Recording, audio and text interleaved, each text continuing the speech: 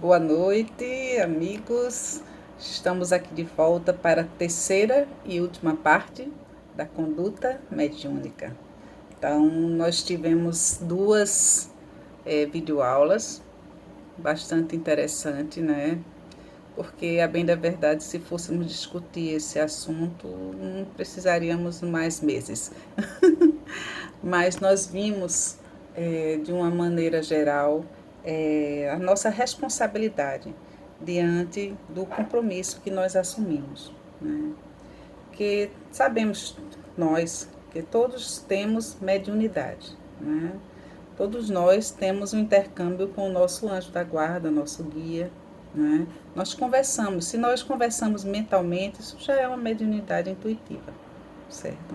Então, nós temos constante diálogo com os nossos anjos da guarda. Eles nos falam, eles conversam conosco, eles nos orientam, nos conduzem sempre, sempre, sempre. Né? Mas a mediunidade ostensiva, que é uma mediunidade já conduzida por um compromisso assumido, né? Um compromisso para com o próximo e para com a sua própria evolução. Porque nós percebemos no desenrolar das duas aulas, né, dos dois estudos que fizemos, o quanto nós precisamos nos conduzir dignamente, corretamente, se quisermos ter uma mediunidade bem trabalhada e bem orientada. Né? Se a nossa sintonia não estiver em equilíbrio, se nós não estivermos em condições emocionais favoráveis, lógico que irmãos numa mesma sintonia vão se aproximar de nós. Por isso, o médium, ele vem com o compromisso do desenvolvimento mediúnico, mas esse desenvolvimento mediúnico veio, essa ostensividade mediúnica muitas vezes vem pela necessidade forçosa, mas da conduta, a reforma íntima, a nossa evolução. Porque, de uma certa forma, nós nos vemos na obrigação de nos conduzirmos corretamente, de melhorarmos. Então, é diferente daquele que não tem a ostensividade mediúnica, que não tem a antena o tempo todo ligada, não é? Que não tem essa preocupação de estar sendo ligado a A, B ou C, né? Escala A, B ou C, D. Mas nós, como médios ostensivos, nós sabemos que a antena está ligada e que se nós cairmos moralmente, nossa ligação mental vai cair também. Então, irmãos moralmente caídos vão estar conosco, nos conduzindo. Muitas vezes nós nem percebemos. Achamos que, não, isso é porque eu estou de mau humor, é porque eu tive raiva, né? E são sentimentos que não devem ser alimentados. Né? Eu tive raiva. Poxa, eu permiti que a raiva viesse. A partir do momento que eu permito que a raiva venha, eu estou alimentando uma conduta inferior, eu estou alimentando os irmãos que pensam dessa forma e eu vou me ligar a eles. Então, mentalmente, eles vão me conduzir na frequência vibratória que eu estou. Não é? Por isso que a gente falou muito em estudo. Poxa, por que tem que estudar tanto? Na vida todos nós temos que estudar. Quando a gente fala em estudo, não quer dizer que você vai ficar lendo, estudando, mas você tem que aprender e apreender todos os pontos que envolvem este seu compromisso, esta sua mediunidade. Se eu conheço o que eu estou lidando, se eu conheço com o que eu estou lidando, eu vou saber conduzir mais corretamente. Né? A mesma coisa você tentar trocar um interruptor de tomada sem conhecer. Então, você corre o risco dos fios se encontrarem, né? Você não sabe que existe positivo, negativo, né? Então você vai, sem o conhecimento, você vai lá, mexe no interruptor, quer trocar uma tampinha de tomada, porque acha isso muito prático, né? E de uma certa forma, mas quando se conhecem, né? Então você vai lá sem conhecimento, vai e leva um choque. Mediunidade é isso. Se eu conheço, eu tenho menor probabilidade de me machucar, de sofrer, de levar um choque. Não é verdade? Para isso existem as profissões, não é? Mediunidade não é profissão, porque profissão seria remunerada. Mediunidade é doação, é compromisso assumido. Ah, então eu só vou, é um compromisso, eu sou uma pessoa escolhida para fazer a caridade. Você foi escolhida, não, você pediu a mediunidade, porque a caridade era contigo mesmo. A necessidade de evoluir é tua, a imperfeição é tua. Por isso que a mediunidade veio, para justamente forçar você a fazer o que você talvez não conseguiria se não tivesse a mediunidade ostensiva. Não é? Então, quando a gente fala da prudência, do silêncio, da humildade, do estudo, nós falamos de tantas coisas, né, nesses áudios, né, o filtro, tantas coisas que nós estamos aprendendo para que nós possamos conduzir melhor aquilo que nós pedimos como compromisso. Não é porque você seja uma pessoa caridosa, você recebeu a mediunidade só para caridade. Ninguém paga o que não deve. E ninguém vem com um ajuste se não for necessário. É porque nós precisamos de um ajuste maior. Eu digo muito, lá na federação nós dizíamos muito assim que os doentes crônicos estão na casa espírita. Aqueles que têm as crises agudas, eles recebem assistência na casa espírita, recebem o passe e voltam para casa. Aquela crise aguda lá, ele volta a ficar bom.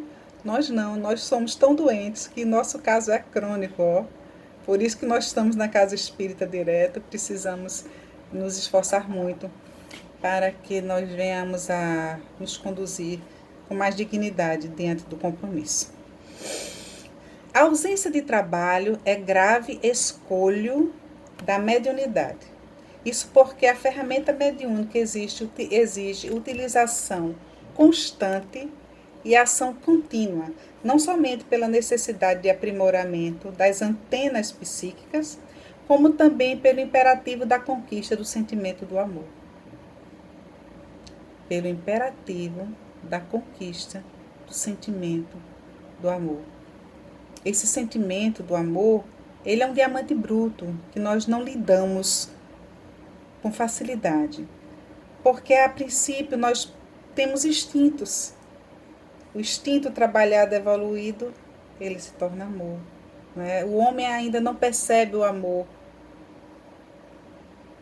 na sua verdadeira sutileza. Ele precisa aprimorar-se, ele precisa ser lapidado para ver o amor sincero, o amor verdadeiro, para saber o que é o amor verdadeiro. O trabalho assegura a assistência superior. Trabalho mediúnico, trabalho constante.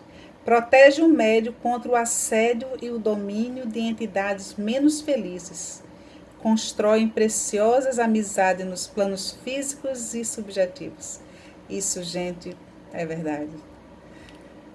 Nós fazemos muitas amizades a nível material na Terra, né? Isso até nos atendimentos fraternos nós criamos tantas amizades maravilhosas, tantas pessoas caras para nós que se tornam, né? E amizades no plano espiritual. Porque todo trabalho exige um esforço dos dois planos. E aí nós criamos afetividades, nós criamos amizades, carinhos, pessoas que gostaram de trabalhar conosco e querem continuar trabalhando conosco. Harmonia fluídica, amor e confiança, destreza psíquica e apuro vibracional representam o somatório da atividade mediúnica exercida na disciplina do trabalho. O hábito da prece. O hábito da prece, gente, não sei se eu já falei. Ele é condição primordial para qualquer ser vivente no planeta Terra. Qualquer de nós, qualquer um de nós. O hábito da prece eleva os nossos pensamentos, eleva a nossa frequência vibratória, a nossa aura, ela se transmuta, ela toma uma tonalidade, ela toma uma dimensão até maior. Quando nós fazemos uma prece, mesmo que o outro do nosso lado não faça a prece, nós vibramos tanto que atingimos aqueles que estão próximos de nós. E nos tornamos perceptíveis para a espiritualidade superior e para os necessitados. O hábito da prece, ele traz para nós a segurança da constante ajuda espiritual. A prece nos isenta das provas, não nos isenta das provas, mas dá-nos força para suportá-las. Tem hora que está difícil. Tem hora que está difícil. Aí a gente ora, Senhor, tem de misericórdia. É a palavra que nós usamos mesmo. Senhor, tem de misericórdia. Tem de misericórdia, Senhor, dessa situação. Me ajuda a conduzir de forma a tornar mais suave esse momento que estou passando. E nesse momento a espiritualidade, ela vai nos banhar de luz, de paz, de condição, para que a gente consiga tirar essa névoa dos nossos olhos e enxergar uma solução. Não é? Nos momentos de dificuldade e sacrifício, vamos lembrar de orar para o nosso Pai maior. A prece deve ser feita todos os dias pela manhã, agradecendo o descanso do corpo físico, não é? A oportunidade de continuar na carne, que ainda temos muito a quitar, não é? E pedir também a oportunidade de um dia de trabalho, né? Nós durante o dia fazemos preces também, né? De manter, para que venha manter o nosso equilíbrio. E à noite também de agradecimento do dia e entrando em contato com os nossos guias, mentores espirituais, para que estejam conosco no desdobrar do nosso corpo, né, físico, o nosso espírito, ele segue para onde nossos pensamentos querem ir.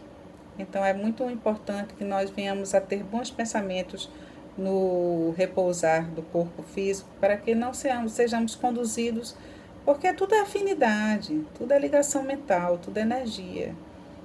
Como médium nós atraímos, como espíritos nós atraímos, é uma lei de atração e repulsão.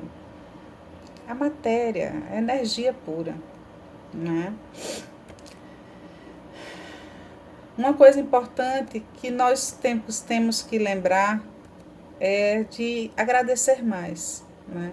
O ser humano tem o hábito de pedir, faça isso, meu pai me ajude a isso, me dê isso, me ajude a resolver isso, me dê paciência, me dê isso. Pedindo mais provas, né? Pedindo paciência, pedindo mais provas. Mas é um hábito nosso de pedir, né? Mas nós temos que agradecer, né? Nós precisamos agradecer mais, agradecer as dificuldades. Nós precisamos ser mais gratos. Devemos orar muito, principalmente quando estamos bem. Porque é nesse momento em que reabastecemos fluidicamente o nosso organismo, nós absorvemos fluidos vitais.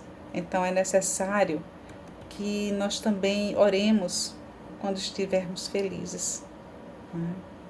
A oração é uma bênção divina, podemos recorrê-la a todos os instantes. A oração é um ato de amor, um elo entre o plano terreno e o plano espiritual. Para orar não há necessidade de palavras decoradas. É preciso apenas você falar o que o coração está querendo dizer. Porque aquele que nos ouve, ele é o nosso confidente, né? Ele vai nos ouvir silenciosamente, ele vai guardar todos os nossos segredos. E porque eles já nos conhecem. Então, Nós, os nossos guias, nós e os nossos mentores espirituais, sabem quem somos. Não tem como botar panos quentes, né? Cobrir o sol com peneira, aquela coisa, né? Porque a espiritualidade nos conhece. Os nossos mentores nos conhecem muito mais às vezes do que nós, porque nós fazemos questão de não nos conhecermos, que fica mais fácil. Quando nos conhecemos, admitimos erros e as pessoas não querem admitir erros. Mas o bom médium precisa admitir os seus erros. Não precisa estar dizendo. Silencie, mas também saiba ouvir quando o outro comentar algo que vai ser construtivo para você. Não repudie uma crítica, porque a crítica constrói. Mesmo que ela te magoe, mas ela constrói. Porque ela vai despertar e vai mostrar coisas que seus olhos do egoísmo, da vaidade não permitem. Muitas vezes nós chegamos e dizemos algumas verdades para as pessoas. Às vezes a gente sabe que vai doer. Mas sabe aquele remédio amargo que vai fazer efeito? Agora tem que saber dar a dose certa, né? É a mesma coisa quando lidamos com os irmãos desencarnados. Eles também lidam conosco dessa forma, né? O médium e seu guia espiritual. Cada médium tem seu guia espiritual. Ele deve afinar-se com essa entidade e os meios de ambos se tornarem mais afins são a conduta reta, a amplitude do dom de amar e o trabalho em favor do aperfeiçoamento das qualidades elevadas da vida. Quando o médium está afinado com a caridade em todos os seus aspectos, quando ele começa a sentir o amor por todas as criaturas, quando reconhece o valor do perdão, falamos do perdão, e sempre ajuda sem o interesse da gratidão, é uma coisa importante, gente. Para que esperar que as pessoas sejam gratas, reconhecidas? Se nós estamos esperando que alguém reconheça o nosso trabalho e o nosso valor, nós estamos deixando de fazer a caridade, porque a caridade ela é isenta de valores, de reconhecimento. Então é preciso que nós tenhamos esse desprendimento. Não espere retorno. Para que esperar retorno? O único retorno que você tem que esperar é de você mesma, da tua melhora, da tua paz interior, deitar na cabeça no travesseiro e saber que você fez o que tinha que ser feito. Ah, mas fulaninho não agradece, eu faço tanto, fulaninho não muda, eu ensino tanto. Cada um tem seu tempo. Assim como nós temos o nosso tempo. E é preciso que cuidemos do nosso tempo.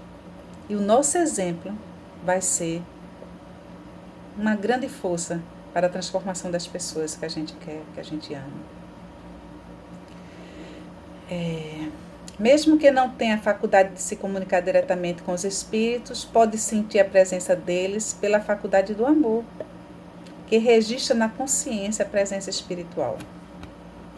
Não é pela faculdade desenvolvida do medianeiro o nosso maior interesse, é pelo o que ele faz com os dons que possui, de pensar, de falar, de ouvir, de viver. Ainda mais é pela sua compreensão do valor da autoeducação.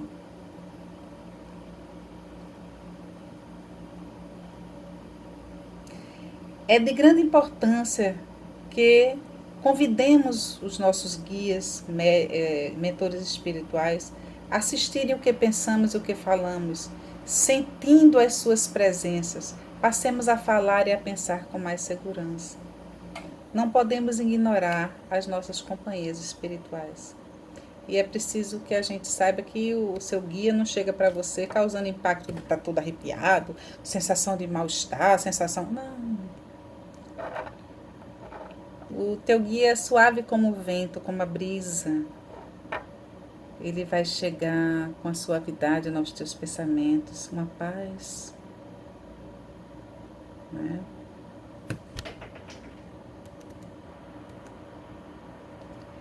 Guia nenhum se afasta do seu tutelado. O assistido é quem muda de comportamento, caindo em vibrações diferentes daqueles que o ajudam. Se Se o de baixo, se o de baixo se esforça para subir, o de cima se empenha em descer, para se dar o encontro. Né? Compreendemos, pois, que o movimento do bem é que surge à luz do entendimento. A comunicação mediúnica dá-se por afinidade de valores, pelo caráter dos ideais. Vejam, gente, como é bonito. Se queres comunicar-te com os espíritos superiores, eleva as tuas qualidades de forma como ensina o Evangelho de Jesus e alcançarás as vibrações mais puras daqueles que vivem e irradiam amor. Não é, pois, pelo exercício de suas faculdades que o médium irá ficar ao abrigo da pressão e dos assédios. Pode até ocorrer o oposto, precisamente por estar a exercê-la e incomodando certos espíritos que não desejam abandonar suas paixões, é que o médium ficará mais exposto a tais pressões, ameaças e intimidações.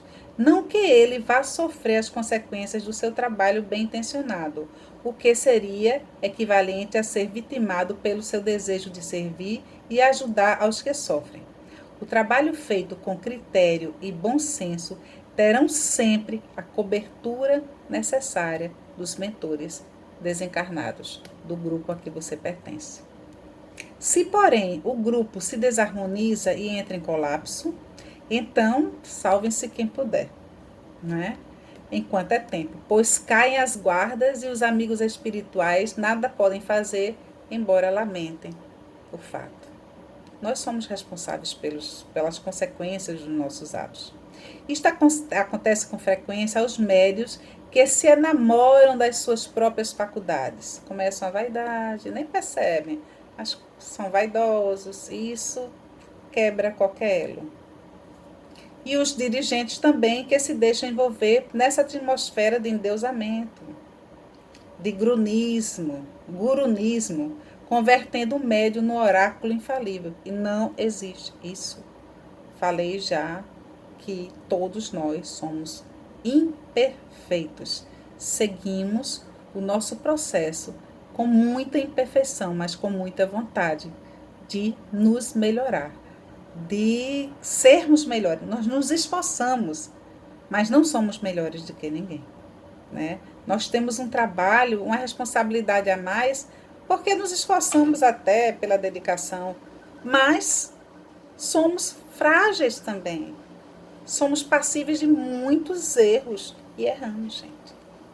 Erramos e aprendemos com os nossos erros.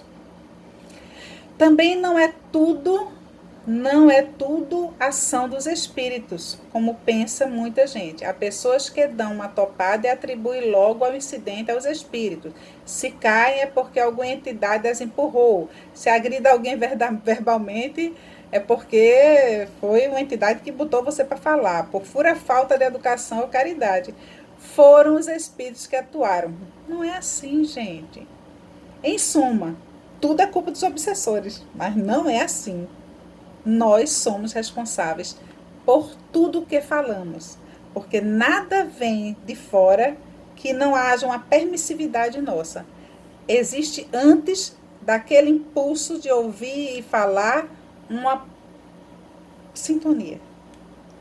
Não existe esta ação de você agredir alguém por conta só dos espíritos. Você agrediu porque você permitiu, você tinha esse sentimento guardadinho, muitas vezes. Não estava domado. Outra coisa importante foi dizer que os espíritos mandaram dizer faça isso. Os espíritos mandaram dizer faça aquilo. Né? Não existe isso, gente, também. Recadinhos.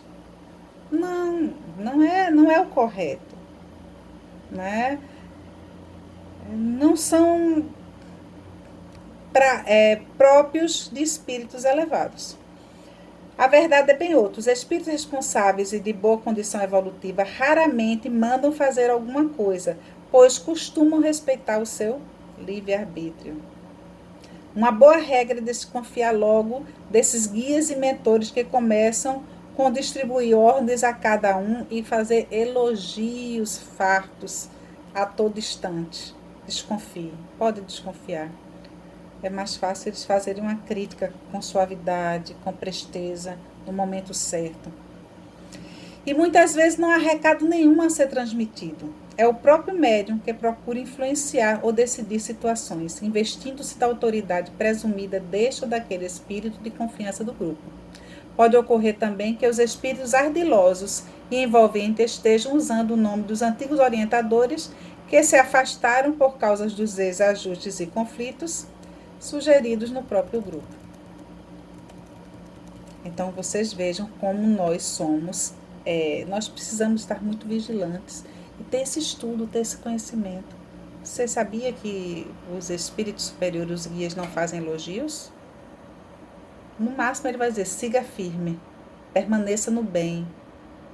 Não, você está ótimo, você evoluiu muito. Não. Isso somos nós. Se desejais a presença dos bons espíritos, tornai-vos bondosos por toda vez. Sem afabilidade e doçura, sem compreensão fraternal e sem atitude edificantes, não podereis atender os espíritos afáveis e amigos, nem podereis entendê-los. Os espíritos afáveis e amigos, elevados e construtivos. Se não, seria razoável encontrar Platão ensinando filosofia avançada a tribos selvagens e primitivas, nem Francisco de Assis operando com salteadores. Não será admissível a integração de espíritos esclarecidos e santificantes com os alunos rigorosamente agarrados às manifestações mais baixas e grosseiras da existência carnal. Gente, nós temos muitas coisas a aprender, muitas coisas até a falar, né? Mas que nós tenhamos a boa vontade de estudar, de nos aperfeiçoar, de procurar entender. Poxa, por que eu tenho sono durante as reuniões mediúnicas? O que está acontecendo? O que pode ser isso, né? E, assim, todas as nossas dúvidas precisam ser tiradas. Se nós não tivermos condições de tirar dentro de um processo de estudo, durante a sala, né, nós podemos ligar para algum de nós e conversarmos. Olha, está acontecendo isso, o que é que eu devo fazer, por que está acontecendo isso? Então, nós vamos ouvir, né, para que possamos conduzir de forma a ajudar, né, dentro do estudo da doutrina espírita, das orientações de Kardec e de todos aqueles que vieram a enriquecer, não é, o estudo da mediunidade. O tempo já está bem longo, mas eu vou só ver isso aqui, ó. Pode um médium, em algumas comunicações, não conseguir evitar totalmente a atitude desequilibrada dos espíritos comunicantes? Aí Divaldo responde, à medida que o médium educa a força nervosa, logra diminuir o impacto do desequilíbrio do comunicante. É compreensível que, em se comunicando um suicida, não venhamos a esperar harmonia por parte da entidade em sofrimento. Alguém que foi vítima de uma tragédia, sendo arrebatado do corpo sem preparo para a vida espiritual, apresentará no médium o estertor do momento final, na própria comunicação. Algumas convulsões em virtude do quadro emocional em que o espírito se encontra. Há, porém, certos cacoetes e viciação que nos cumpre disciplinar. Então, o médium precisa, acima de tudo, ser disciplinado.